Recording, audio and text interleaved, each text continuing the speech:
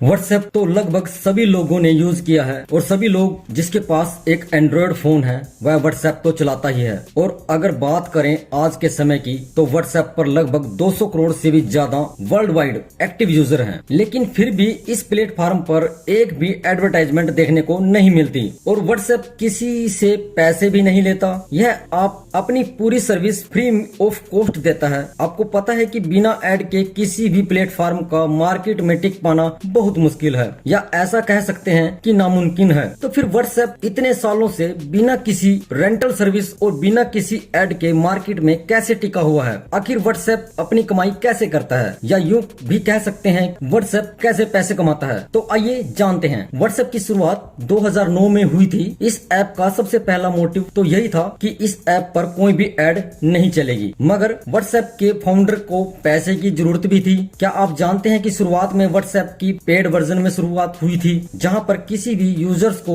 यह app download करने पर $1 की राशि चुकानी पड़ती थी और यह राशि 1 साल के लिए वैध थी। जैसे ही 1 साल पूरा होता था तो व्हाट्सएप यूज करने वाले को इसे रिन्यू करना पड़ता था और इस सब्सक्रिप्शन को आप कभी भी कैंसिल भी कर सकते थे। मगर आपको पता है कि लोग दोबारा सब्सक्रिप्शन के पैसे देते ही नहीं थे, जिससे व्हाट्सएप पर ज्यादा खास कमाई नहीं होती थी। मगर बाद में 2013 तक उन्हें $60 मिलियन की फंडिंग मिल गई थी, जो कि उनकी कंपनी में काम कर रहे वर्कर की सैलरी के लिए काफी थी। और वैसे भी व्हाट्सएप के डाउनलोड करने में जो खर्चा आता था वो कोई खास नहीं आता था, या सिर्फ OTP वेरिफिकेशन से ही व्हाट्सएप ऑन हो जाता था, जिसके कारण बाद में उन्होंने इसकी सब्सक्रिप्शन वाली सर्विस हटा दी और व्हाट्सएप बिल्कुल फ्री कर दिया। फ्री होने के कारण व्हाट्सएप के यूजर दिन प्रतिदिन करोड़ों की संख्या में जुड़ गए। तो बस व्हाट्सएप के मालिक को और क्या चाहिए था? जिस एप्स के पास जितने ज्यादा यूजर्स होंगे उसका इनकम का विकल्प भी बहुत ज्यादा होता है। तो बस इस अपॉर्चुनिटी का मार्क जुकरबर्ग ने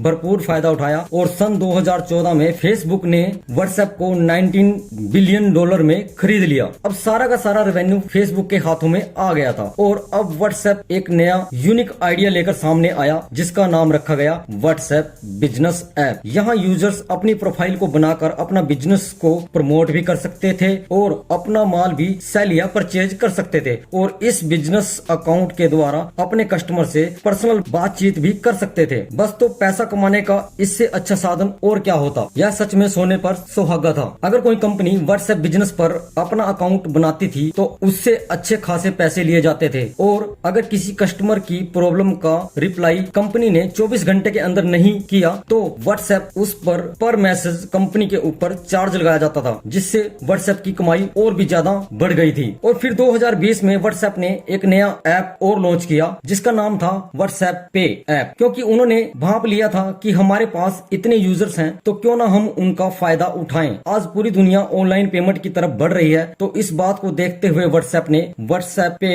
ऐप लॉन्च कर दिया। इस तरह से व्हाट्सएप अपनी इनकम जनरेट करता है और लोग सोचते हैं कि व्हाट्सएप हमारे से कुछ भी नहीं लेता है। भाई आजकल कुछ भी फ्री नहीं है, यह हमेशा याद रखना। अगर वीडियो पसंद आई हो तो लाइक कर देना और चैनल को सब्सक्राइब कर लेना। तो मिलते हैं नेक्स्ट वीडियो में। धन्यवाद।